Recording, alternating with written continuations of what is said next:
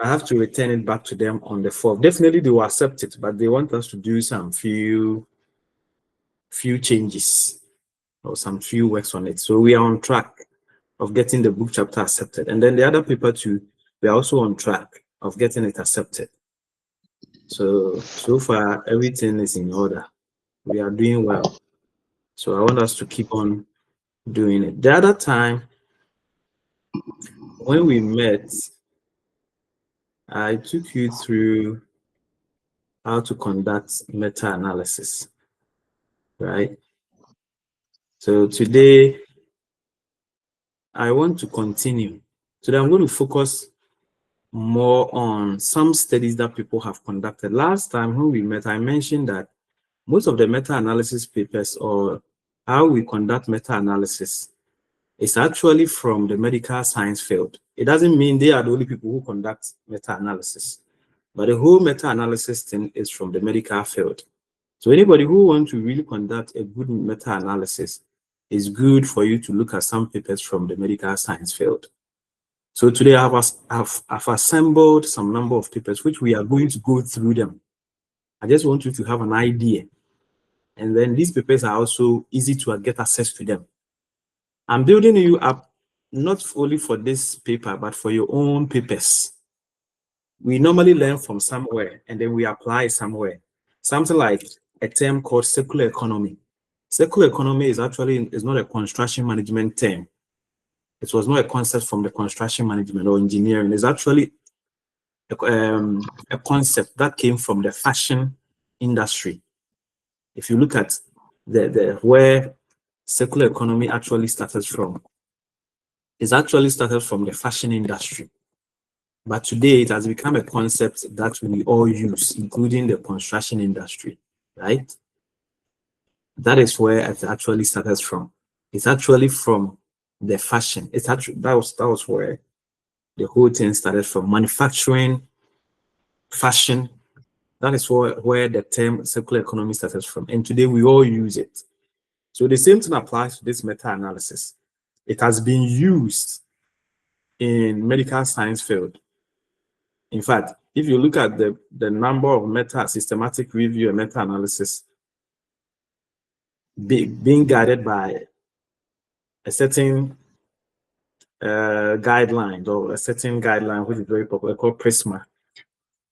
The PRISMA thing, which is preferred reporting item for systematic review and meta with PRISMA, it all came from the medical science field. So, as I said, it is always good to adapt set concepts, ideas, methodologies from one area and apply it to your field. It's acceptable. So when I started or when I began learning how to write meta-analysis, I was fortunate. I got a professor who took me through it, and I always mention his name because that man really helped me. I just want to show you his name. He's from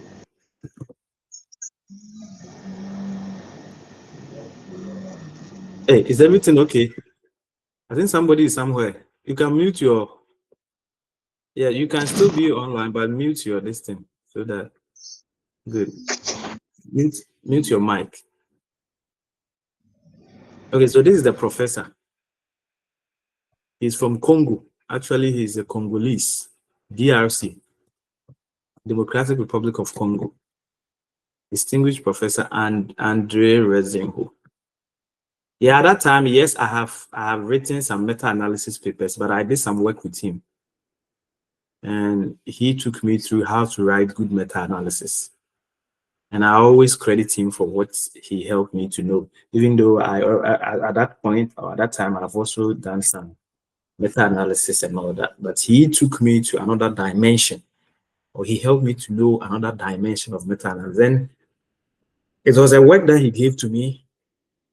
I did my work, and at the same time, I was able to learn a lot of things. And as you can see, he is more of public health, migration, and all that. He's one of our professors in Western Sydney. in the School of Medicine. He has over 150,000 citations. And he has written a number of meta-analysis papers. I actually know one of his students, who is my friend, this lady. Yeah. And we did some work together.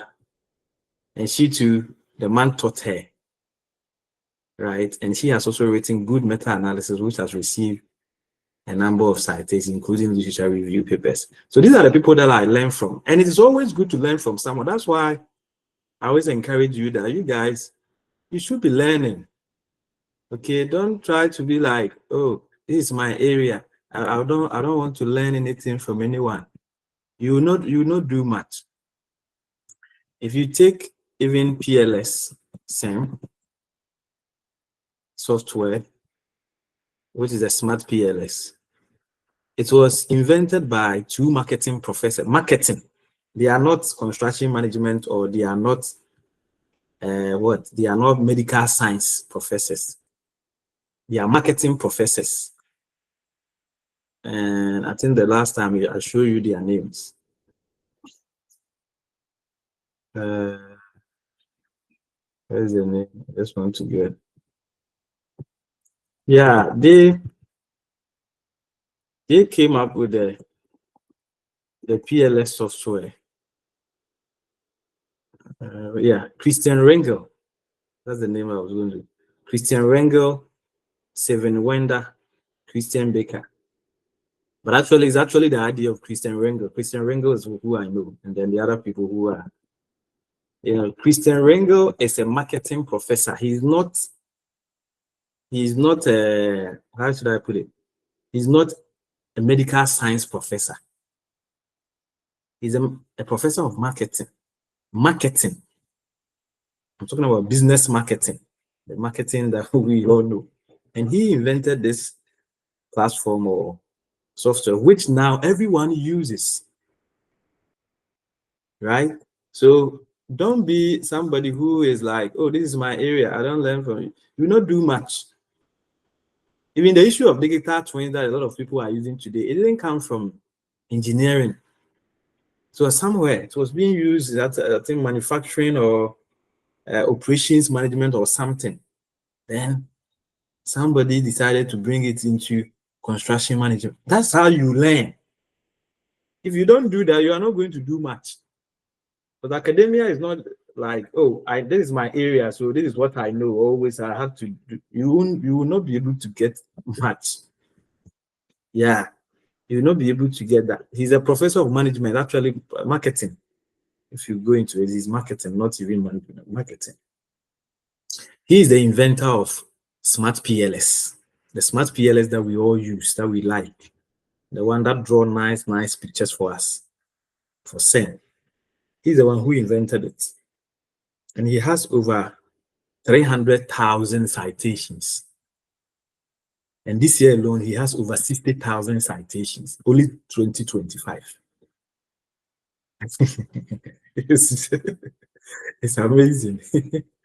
Yeah, so I'm trying to build you up to tell you that it is always good to learn from other areas to build yourself up. If you don't do that, of course, it's not everything that you have to learn from other people, because some things they don't apply to your listing, no matter how you learn it. It's not important. But some things which are important, you learn.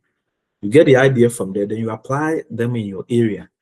You get the idea from there, you apply them in your area. You get the idea from here, you apply them in your areas. That's how you learn. That's how you invent new things. You see, there's a topic that I want even people right now. I saw that it seems nobody has done any studies on it.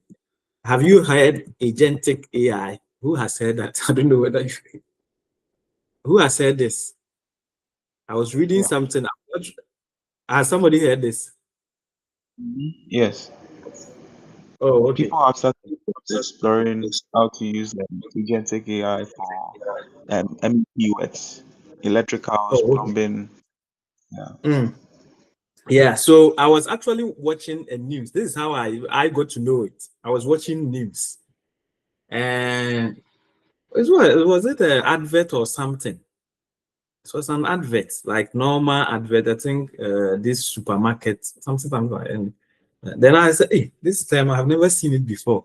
I want to check. So I went, I came to normally when I see some of these things, I come and check Google Scholar.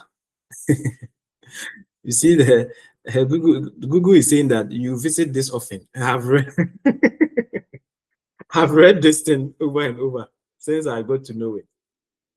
Right. And I came to Google Scholar to check, has anybody done any study in the construction management, project management concerning this? I saw that it's almost like, I mean, I saw few papers. Few papers. Yeah, very few papers. Look at it. That means it's a sign that it's like it's a new area, kind of. It's kind of a new area. Most of the studies are 2025.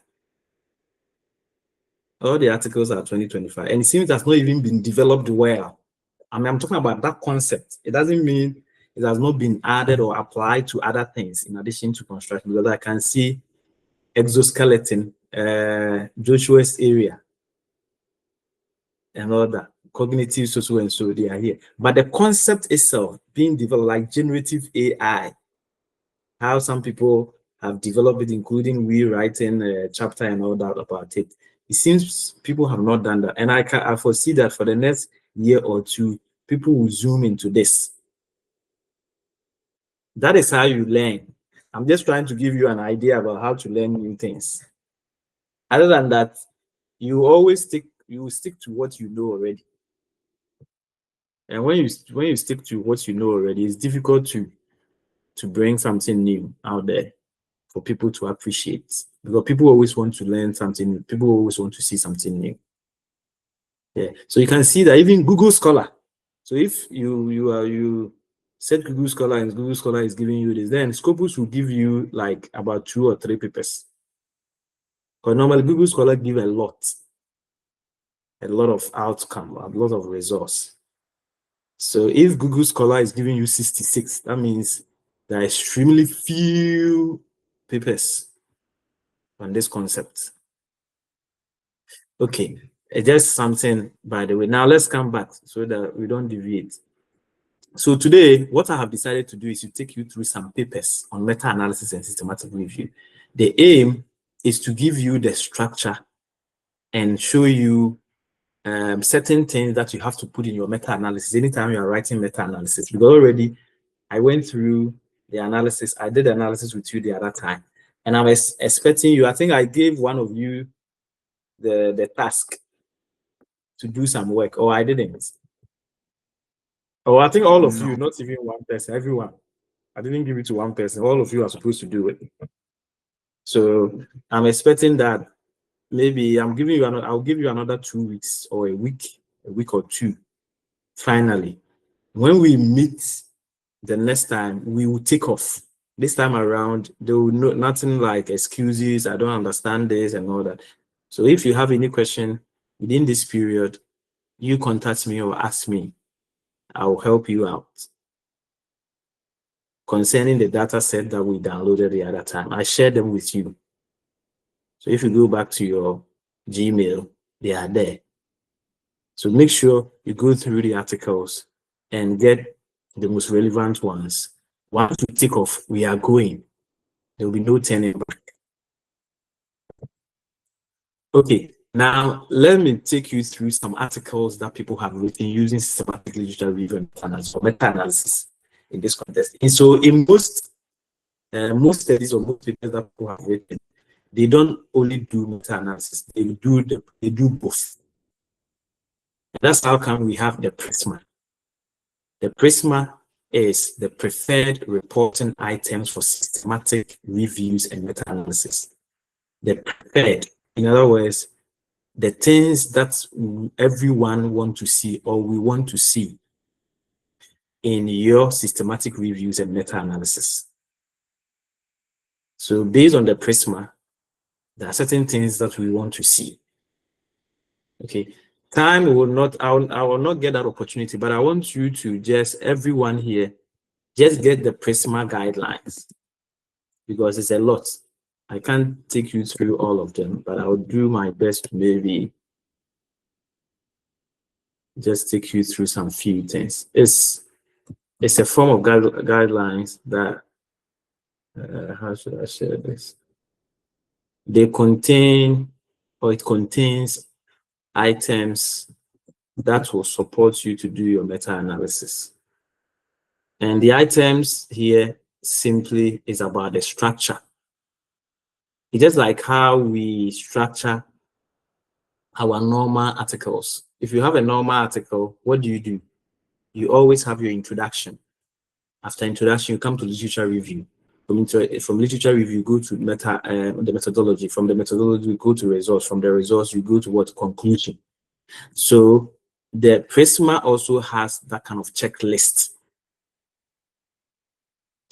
that will give you in the introduction section. You have to put in this. That is what we want to see, and it includes what we call a flow chart. And that flow chart, I know many of you have seen it already. So this is what we call the Prisma checklist, which is part of the guidelines.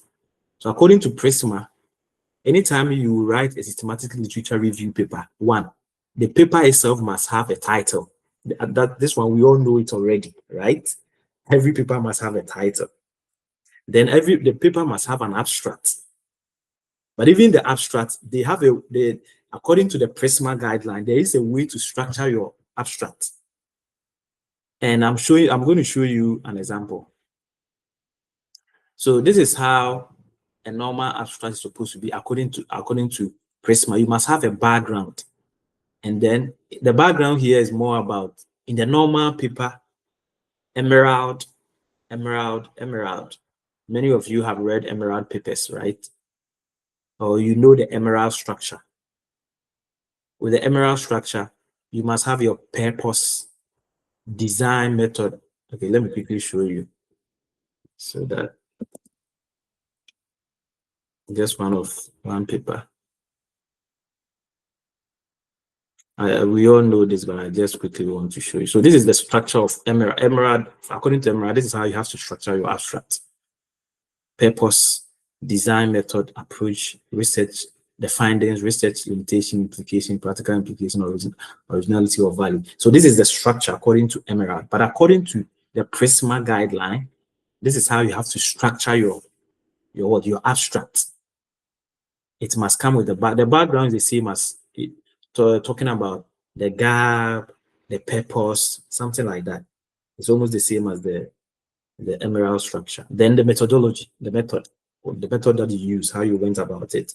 And then the findings here is the resource, or the resource is the same as the findings. And then you add some conclusion and recommendation, which here you can show maybe some future direction. So this is the structure of a systematic literature review and meta-analysis according to the Prisma structure.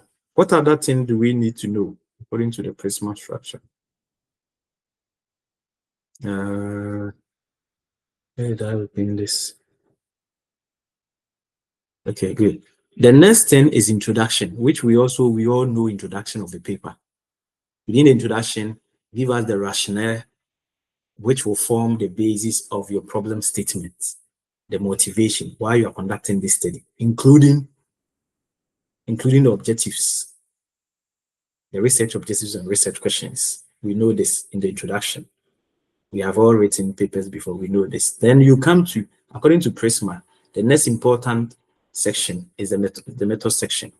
Within the method section, you have to specify the eligibility criteria. This is also the same as the selection criteria, which we also know this. Joshua and I, we know this very well because we have written a number of literature review papers, right? So eligibility criteria include maybe the papers should be journal papers. The papers should have been published between 2010 and 2020, or 2010 and 2025. And then another eligibility criteria or selection criteria could be that the paper should have been published by top journals. That's one. It's up to you as to what to put there. Then the subject matter. And then you can also look at what other thing do we look at? Joshua, what other thing do we look at about eligibility? Um, I think you've mentioned most of them, and depending on your focus, like On the the one that focus. I sent you to for review, we looked at the Yes. industry, like we Good. limited it to industry. Okay, it should be Great. construction only, should be Exactly. manufacturing. Exactly. So the industry could also be one of the eligibility criteria. Is the paper should maybe concentrate on construction management or concentrate on, let's say, medicine or concentrate on uh, coronavirus or something. There must be a focus. So good. So all you specify all your eligibility criteria. Then the next thing is information sources. In other words, where are you taking the papers from? Which is the search. It's kind of part of the search strategy, but it's almost the same. The information sources and the search strategy is almost the same, kind of. The two of them, they are almost the same. We just put them together. Yeah. So where are you taking this from? Where are the databases? Where are you taking the papers, the articles from? Is it Scopus, Web of Science, Google Scholar, ProQuest, EBSCOhost, PubMed? You need to specify. Okay. And then even within your search strategy too, you can also include some filter, but I mean, these ones are not important. Let's come to the selection process. Now, you come to the selection process because definitely once you search and you get the papers, you definitely do some screening.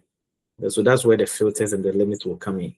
So that's why I want to skip that. Now, the selection process, now that you have your eligibility criteria, you apply it to the papers that you retrieve after the search.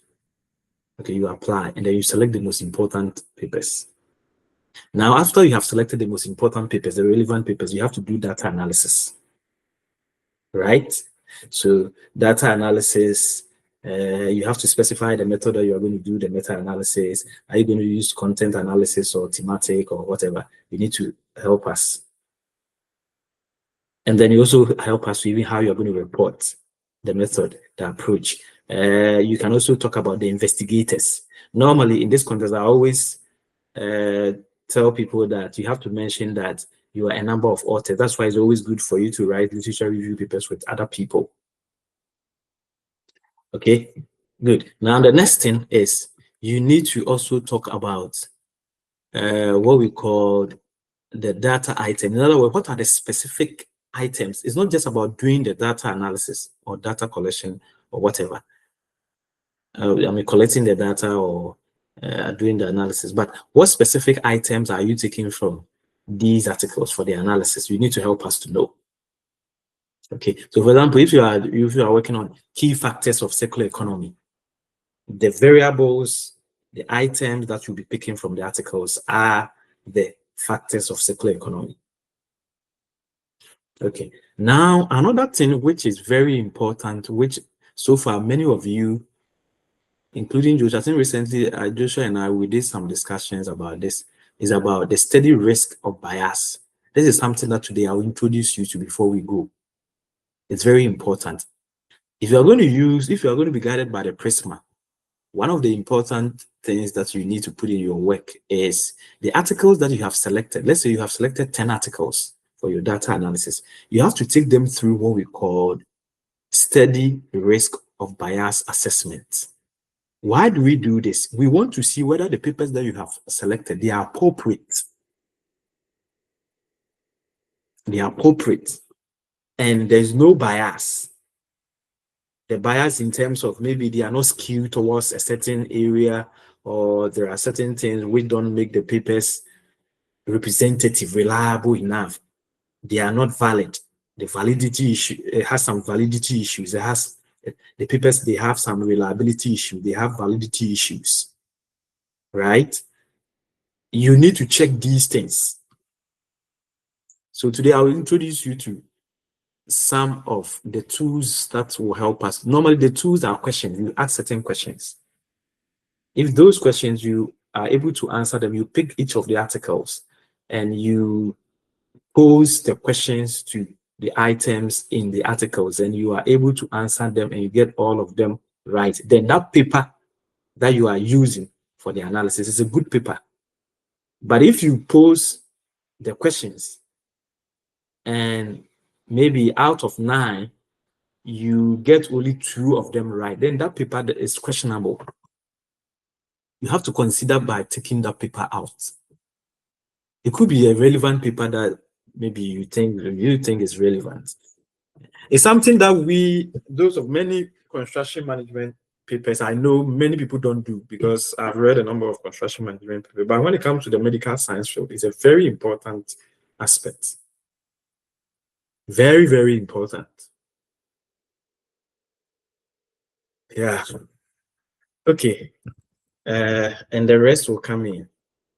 And then once you do the analysis, now you do the reporting. The reporting has to do with you showing the results and everything and all that, then you conclude. Okay, so within that too, that's the methodology. But whilst you are doing this, according to the Prisma guideline, you need to be showing where this can be found in your article. So for example, where is the articles be found is in page 1. Abstract maybe is in page 2. Introduction can be seen in, let's say, page 4. Okay, so in most cases, which this one, well, we may not do it, I don't think it's important and we don't have to. It's not really relevant. But papers or journals that are very strict about this Prisma guideline, they will ask you to add this as a supplementary sheet. They will add this. They will ask you this as a supplementary sheet.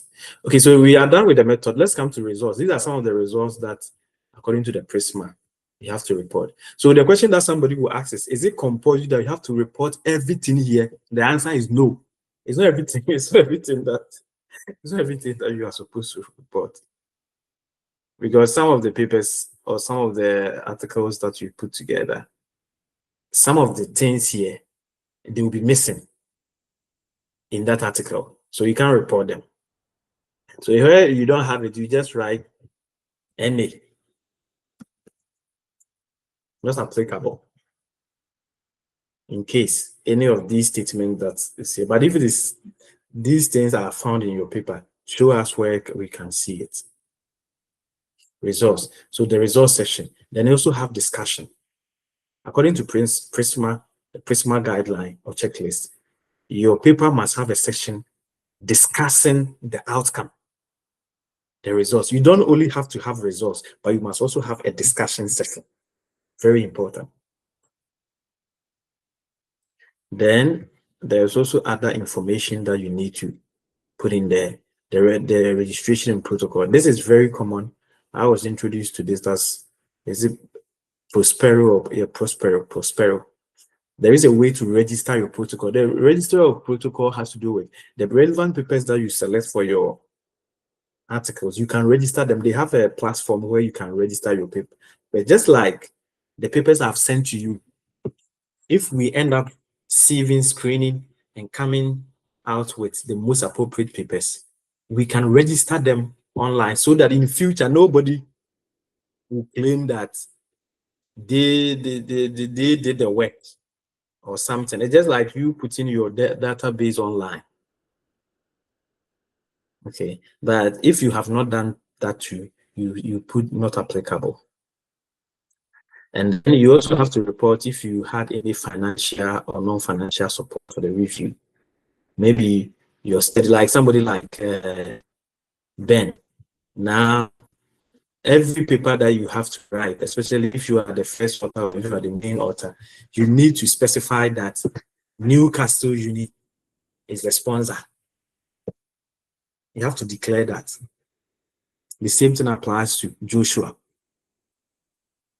Competing interests, and then availability of data, code, and other materials, all these things. So this is what we call Prisma guideline. Remember, it's a guideline, it's a checklist. It doesn't mean it's compulsory. A checklist, a guideline is not like, hey, you have to really have to meet these things. Other than that, no, that's not the case. But it's just a guide. That's why somebody said, oh, I'm going to use Prisma method. Then I told the person, please, Prisma is not a method. Prisma is just a number of guidelines to help you. They are not, there's not really a method. It's not. So if somebody is writing a paper and the person says, I use the Prisma method, Prisma is not a method. Prisma is a set of guidelines. Is that okay? Any question from Benjamin? Hello, Ben. Yeah, Is yes, Benjamin doc. here? Yes, doc. Please, it's clear. Oh, it's clear. Okay. So Yeah. let's look at the flow chart. This flow chart, I think we all have seen it already, and I'm not going to waste too much time here. We know this, we have seen it. We call this Prisma flow chart. Okay. So according to the Prisma, anytime you conduct a systematic literature review and meta-analysis, you have to show this diagram. It's called the Prisma flow chart or Prisma flow diagram. This will show us. So I saw that Benjamin, you put this thing into our paper, right? Yes, please. Yes, I saw this. Yeah, I saw that Benjamin has put this in the paper. Yeah, which is here. So this is what we call the Prisma flow chart. Yes. So according to Prisma, but personally, the reason why I don't use the Prisma flow chart is that if but I write my papers in such a way that I don't follow the Prisma guideline. Okay, but if your paper is you are strictly following the Prisma guidelines, then it's good you put this chart there. You can come up with your own charts. It's acceptable, especially in the construction industry or construction management research. It is acceptable that you put your own charts. But if you are following the Prisma, then compulsorily, this must be in your work. Okay, thank you for this. Thank you very much, Benjamin. It was a good initiative from you. Now let's come to, so now please, we all understand Prisma. So don't let anybody tell you Prisma is a method. Because I've heard this many times. People say, oh, I'm going to use Prisma method. Prisma is not a method, it's a set of guidelines. Okay, it's a set of guidelines that are helping you to undertake your systematic literature review. Okay, now let's come back to what I was doing. So the other things are here. I don't have time. When you have time, go through them, all the documents on Prisma. And they are all guidelines. Now let's come back to the paper that we were dealing with. So one, now we know that we must have an abstract, and the abstract must be structured in this way. Once we have the abstract, we know the introduction already. I'm not going to waste time on the introduction. I want to focus on the methodology. That is where we are focusing on as far as our meta-analysis is concerned. So I'm just going to take you through this. So you can see that they started by talking about they using the Prisma guideline. So this review adhered to the guidelines of the Prisma. Okay. And from here, they went straight by talking about the research question which guided them in the review. So they started with their research question, the primary research question, which is normally also stated in the introduction session. And the question was, what are the prevalence and barriers to adolescent and youth friendly health services utilization in Ghana? So they set to find out through systematic review and meta-analysis that what are the prevalence and barriers, just like what we are doing, what are the barriers of green buildings in Ghana? It's the same, similar. Oh, okay, I will not use the same. If it's the same, it's almost like they're doing it similar. The next thing that they did was that they identified relevant studies, just like what we did there last week. And the relevant studies, these are the databases where they search for the articles: PubMed, Scopus, Web of Science. You can see all of them here. And they even mentioned the organizations that hosts or that own this platform. So if you take PubMed, for example, it's for National Center for Biotechnology Information, by the US government. Web of Science is Clarivate, as I taught you last time. And then JSTOR, which is a platform of Ithaca. Scopus, a platform of Elsevier. Google Scholar, which is a product of Google. And then they also took some of the articles from World Health Organization Library, Science Direct, which is Science Direct and Scopus Edition, Taylor and Francis, and others, right? So this is where they took their articles from. Now they have the articles. What next? So this is the search, that's their search queries and all that. They just try to show the kind of things that they put into the search. I will not go into that, which is the keywords. It's not for us today. I don't want to spend time on that. So they did everything. They did the searches, and they were able to retrieve important papers. So the final search in all databases performed on the 30th of August 2023, they had a total of 12,355 records. Out of this, 2,764 came from PubMed. Web of Science of 3,081. JSTOR, the Scopus, they are all here. Now they came to the next section, which is study selection. So with the study selection, they started by doing some screening. So the screening of the search records was done in 3 levels. So they have explained all that here. The screening. So they did some screening. But as they were doing the screening, or as they were about to do the screening, they also set their eligibility criteria, and they have a table for that. Normally, the eligibility criteria is made up of inclusion. We normally call it inclusion. We also call them the inclusion and exclusion criteria. And this is what they said. For a paper to be accepted or to be included in this analysis, that paper should be a qualitative and cross-sectional study that assesses the relevance and barriers to utilization of so and so in Ghana. Just like what Joshua said, the study focus. The study should have been sampled or should have been conducted in Ghana. The study should have been published in English. The study should have been published online from 2010 to 2023. And the study should be a peer-reviewed study or grey literature. Both. I mean, peer review are normally what we call the journal, and then the grey literature, which I think in our case, we may use grey literature. What is grey literature? The word grey literature refers to thesis. So the grey literature refers to government, academics, and industry documents. Like an example is thesis, institutional documents, industry reports. These documents, we call them the grey literature. They are different from peer review literature. Peer review literature are normally academic journals or the journal papers.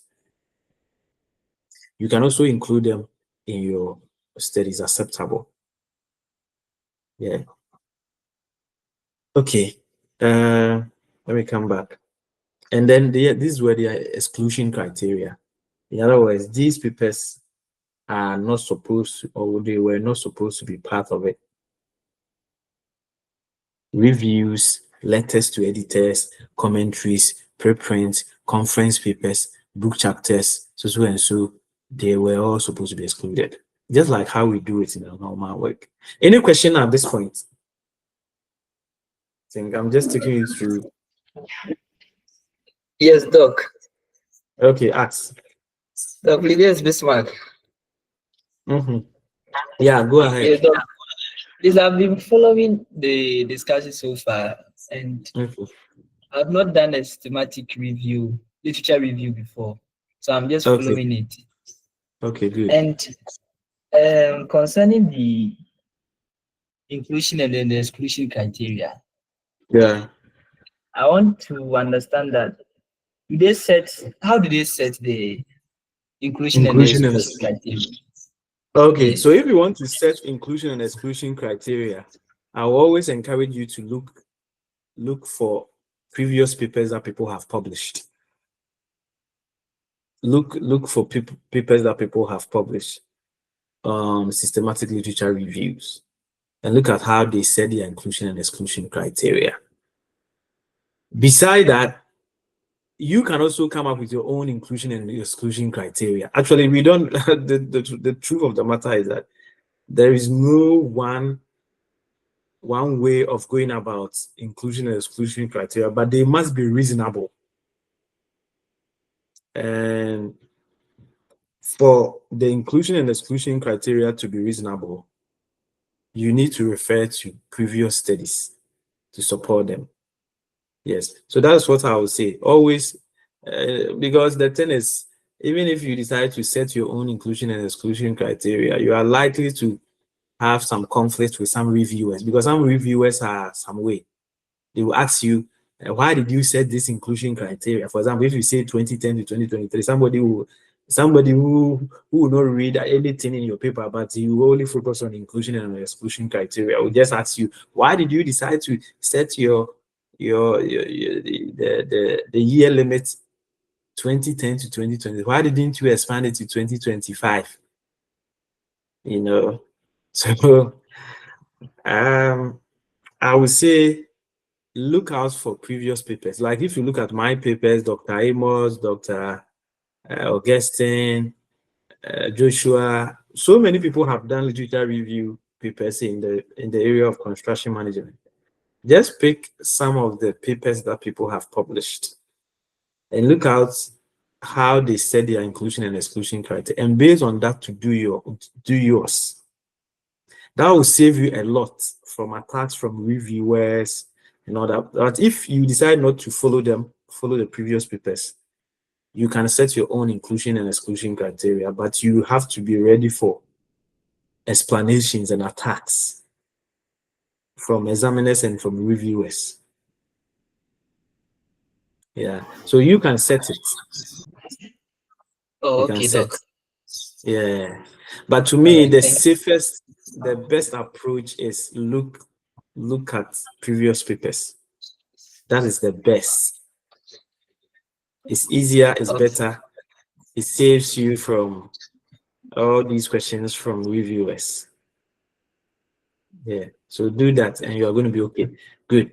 Thank you, Bismarck. The next thing to do is you need to do, this is the part that I mentioned that I think many of you, I think we will concentrate on this part, and then I will see, I will take you through the extraction of the papers and even the analysis, and then from there we'll end. Because if I also don't take time, we'll do so many things today. And then when we meet another time, I'll take you through the results. But I'm going to send you about 5 or 6 papers, similar ones, just like these ones. Just read through the methodology section and then go through their results. Just read that. Just read. Just get the understanding of each section. That's all that I want you to do to build you up. Now, this is a session that many of us, we have not seen or we have not done it before in terms of including them in our papers, and it has to do with what we call the risk bias quality assessment. So this is the part that you check whether the papers that you have selected, whether they are ideal and they meet the credibility, reliability, and validity standards. Okay, so to do this, to check this, we have a number of the risk or quality assessment tools. One of them, which is very popular, is the JBI, Joanna Biggs. I know Joanna Biggs is an Australian because based on the work I did some time ago for Joanna Biggs Institute. It's an Australian institute. That's what I know, but it's been a while. Yeah, I think it is. And they are based in the University of Adelaide. Yeah, that's true. Yeah. So Joanna Biggs and this Joanna Biggs JBI Institute, they are very popular. Or these two, they have tools. And when I say tools, they have a set of questions. The tools itself is not like a tool like any tool, but they are just a set of questions that you ask. They are also this quality or risk assessment.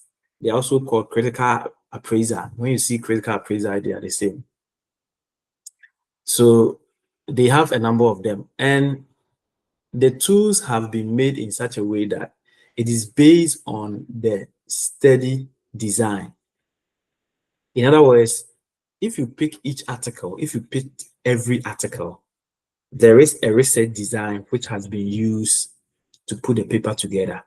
Example, the paper that we recently published, the key factors influencing circular economy relating to PPP, that I published with Joshua and Benjamin and the rest recently. We use a quantitative cross-sectional study, quantitative cross-sectional questionnaire survey study. So if you pick that paper, for example, and you are analyzing it, you need to pick the right appraiser to do that. So for example, if I'm going to analyze that paper, I want to show you that paper once again, that study.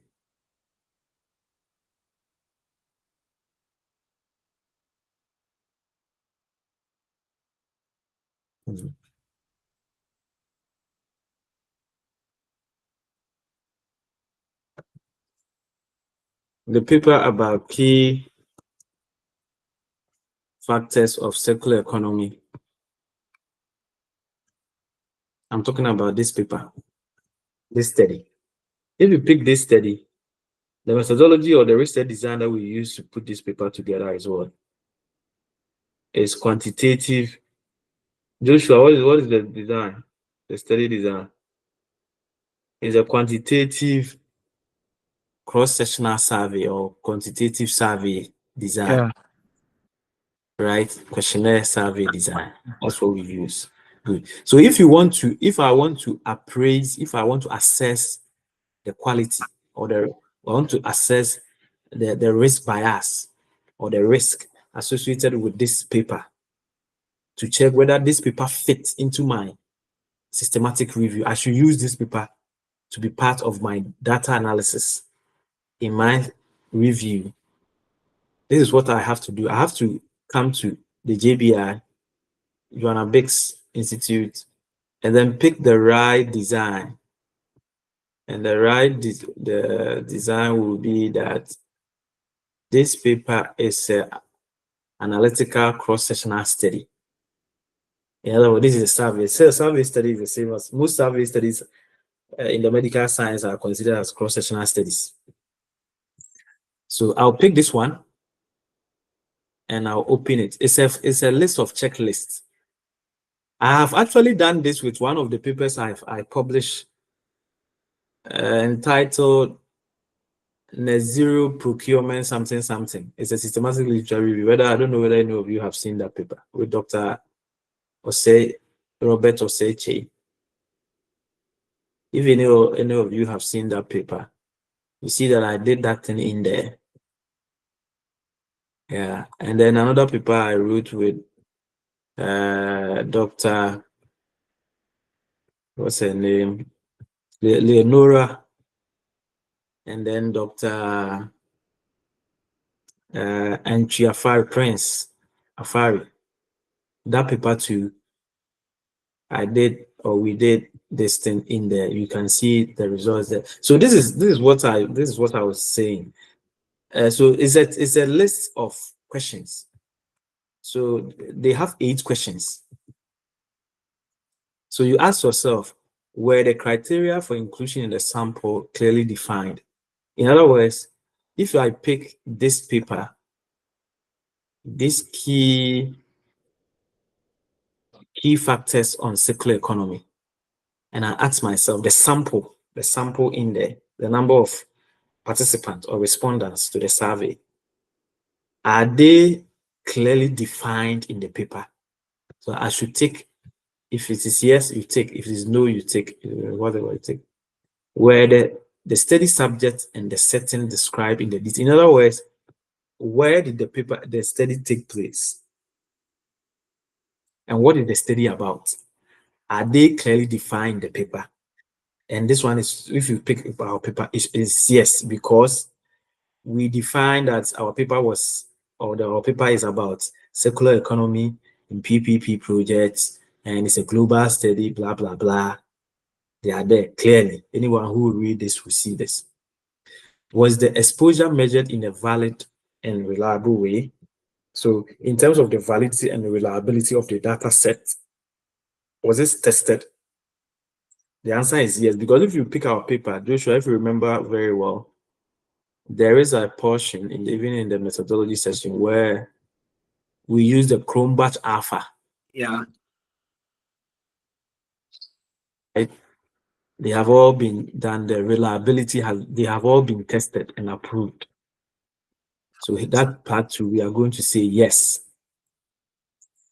Were objective standard criteria used for measurement of the condition stated? In other words, are the objectives and then the measurement scale in terms of how we measure the variables and all that, are they clearly stated in the paper? It's also yes.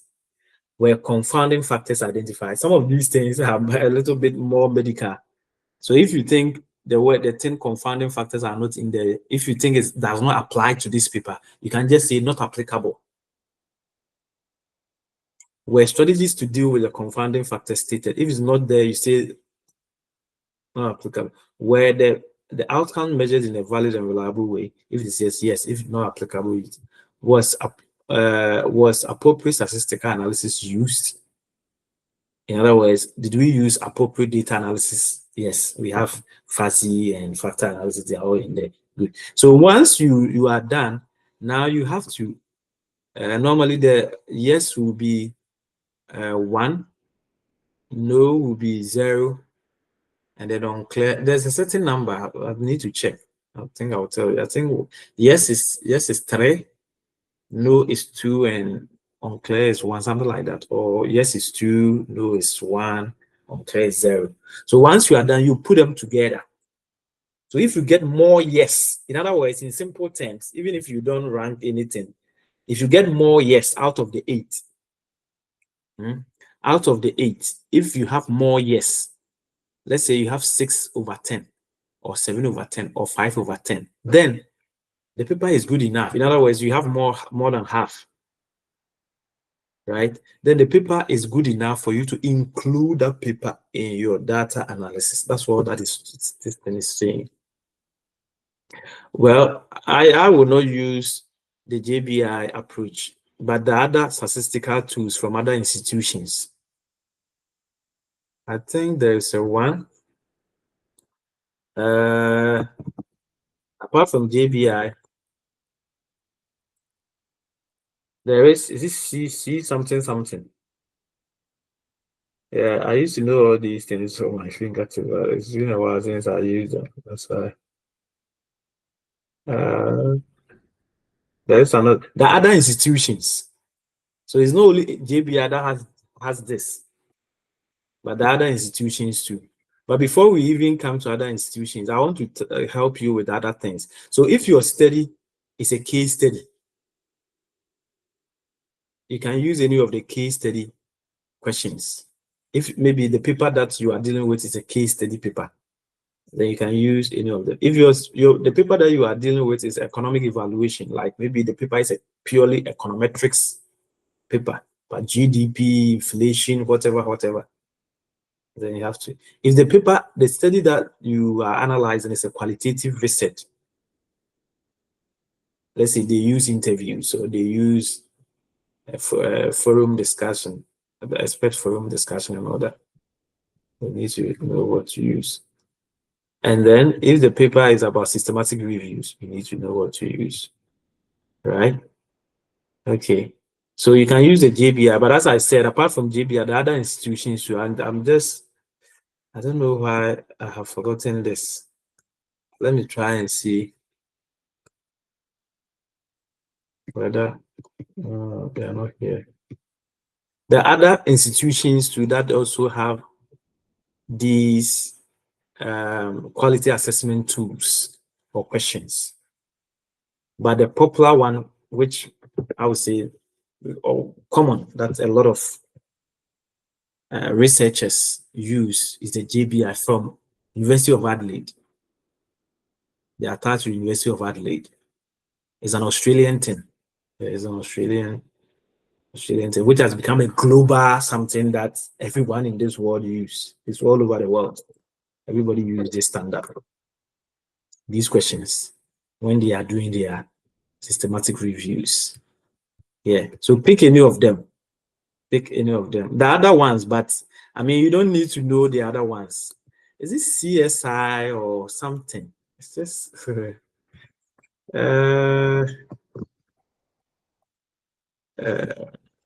yeah, CSI or the other ones.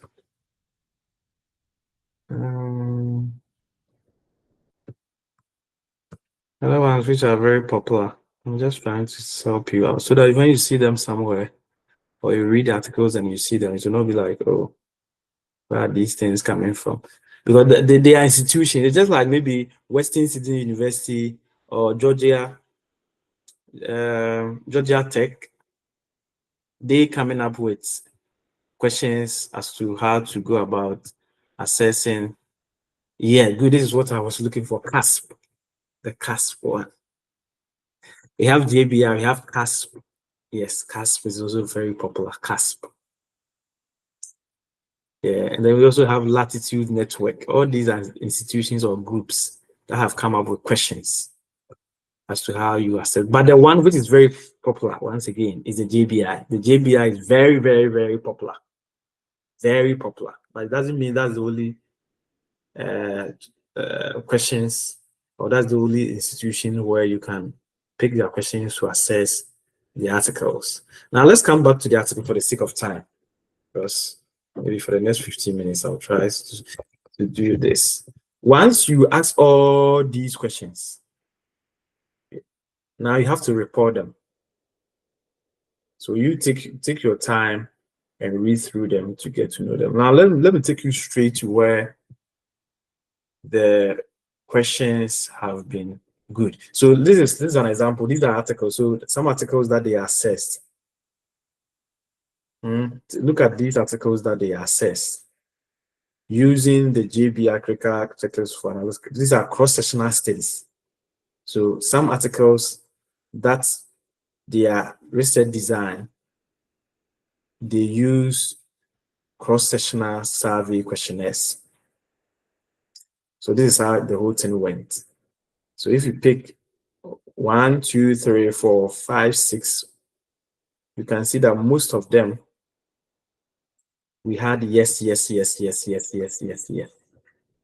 And the yes, yes, yes, yes, because they are more than 8 out of 8, they are more than 4, like 5, 6, 7, 8, 5, 6, 7, 5, 6, 7. They were low risk. In other words, when we say low risk, it means it's acceptable. Low risk means acceptable for you to use it in the paper.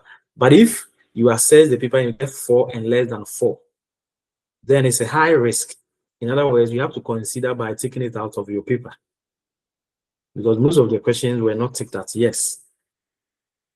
Okay, so these 8 questions. So we have to do a similar thing in this paper that we are writing. Yeah. Anyway, they just take a sample, but I also they were supposed to report all of them. I don't know whether their sample size is 1, 2, 3, 4, 5, 6. That would be very few, but I don't know. Did they use only 6 papers? Yeah, that would be amazing. But it's acceptable too if you use few papers. Let me see. Did they get only 6 papers? How many papers did they use in all? Oh, amazing. That's true. They use 6 papers. Oh, I see. So only 6 papers qualified for the meta-analysis. Oh, what about my paper? Have anybody checked my paper? Gosway, how many papers did we use?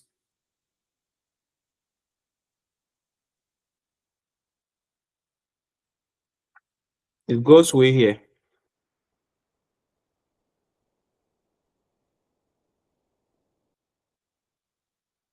Hello, Gosway. Hey, he's gone.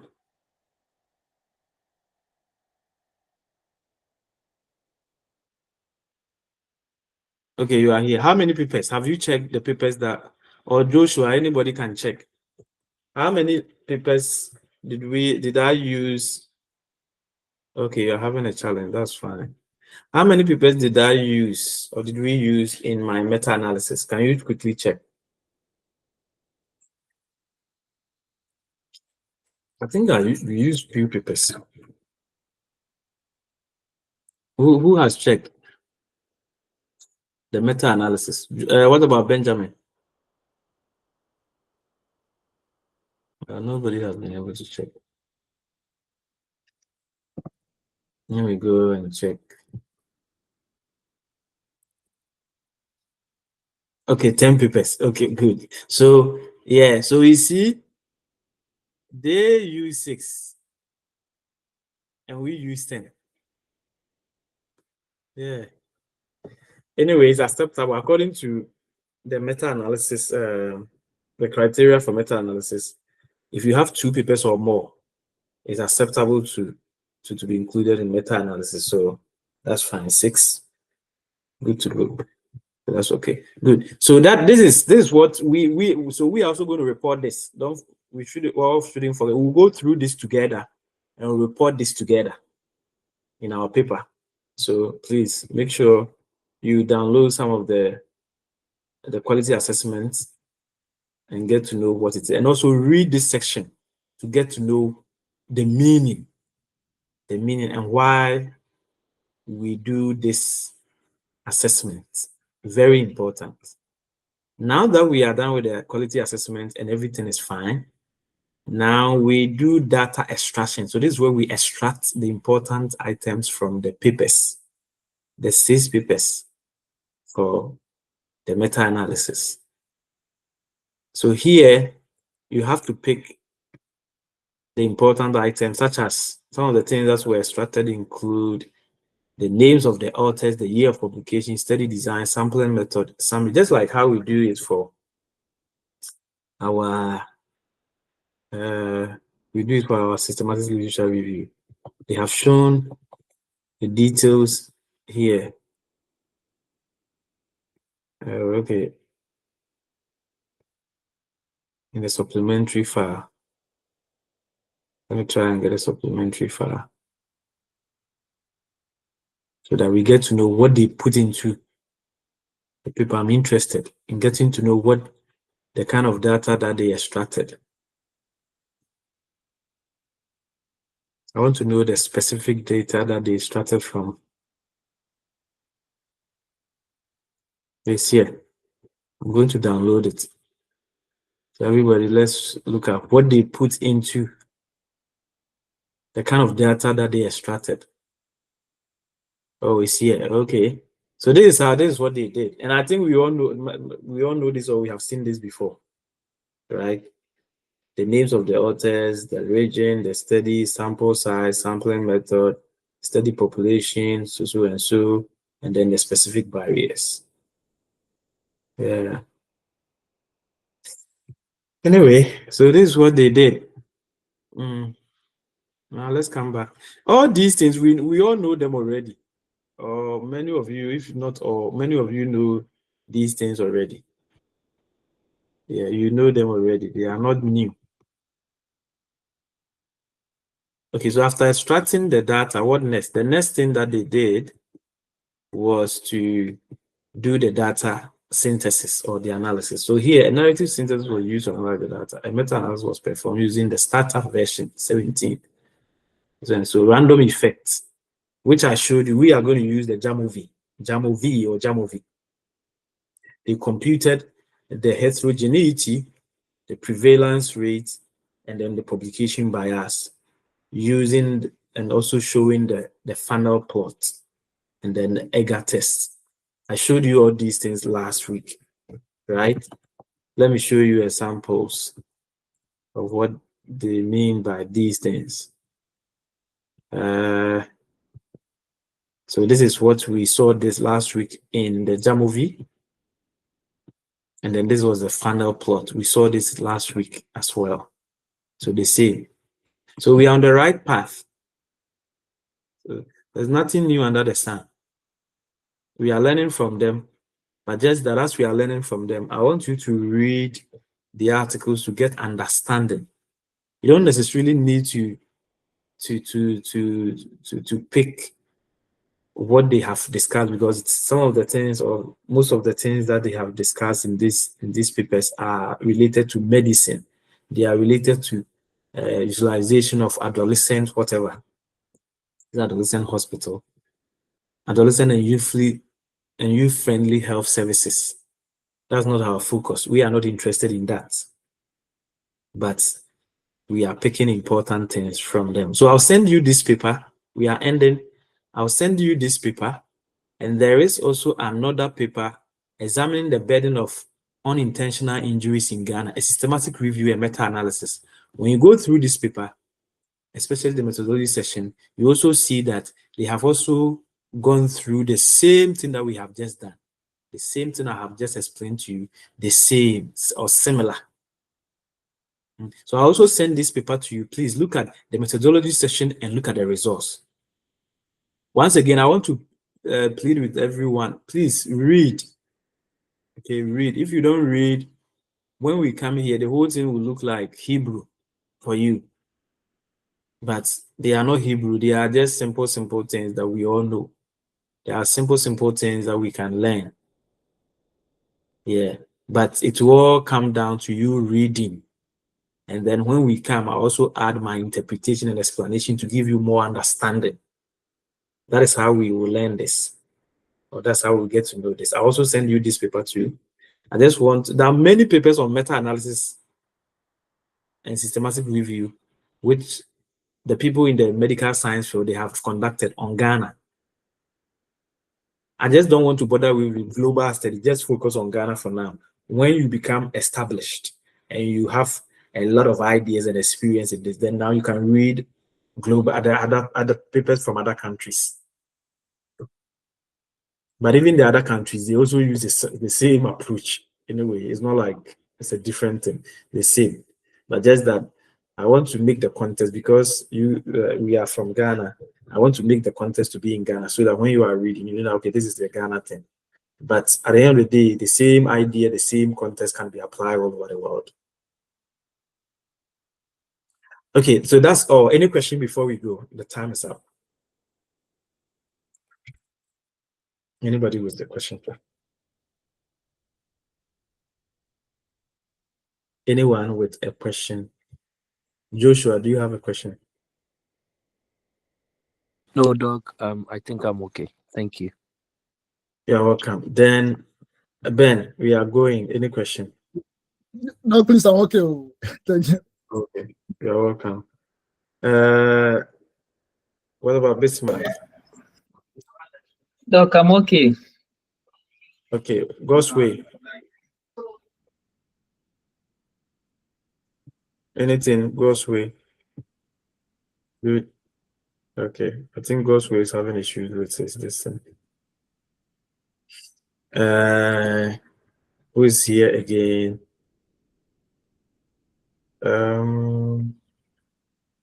Yeah, Elvis. Yeah, Doc. Thank you very much. I think your explanation was quite understood. So, Okay, and great. when we start Thank with you. the article itself, I think, Analysis. Yeah. yeah, So please, I want everybody to analyze the articles that I sent you. Everybody should do it. Do it on your own. This time around, the reason why I don't want to share, well, I mean, definitely when it comes to the writing, I've shared the work that this person will write this person. But when this analysis, we are all doing it together. Everybody is supposed to do this analysis. It's not for one person to do it. When we meet the next time, I will ask questions where everybody will be answering, like in terms of what you have done. I want everybody to do this, learn this, and do this. It's once again, it's for your own good, for your meta analysis. So if you don't learn it and maybe one or two people learn it, maybe later on you have to go to them for them to teach you, which I don't think is a good idea. This is the time for you to learn it for free. So just do it and learn it. And that will be good for you. Okay, thank you very much for coming. We'll meet again next 2 weeks, and next 2 weeks will be our last meeting probably for the end of this for the year. The rest will be. I was going to say that you have to send the paper to me by the end of November, but I'm not sure whether by November everybody will be done. But God's way, it's up to you to do this.